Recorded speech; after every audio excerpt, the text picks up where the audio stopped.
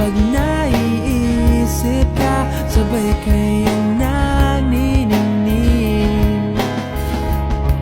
Dito ay umaga at dyan ay gabi.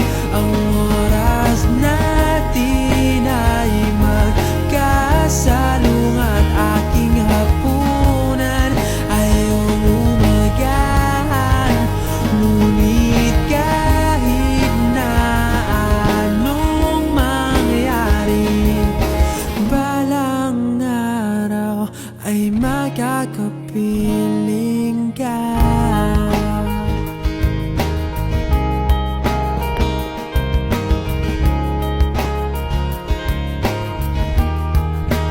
Hihintayin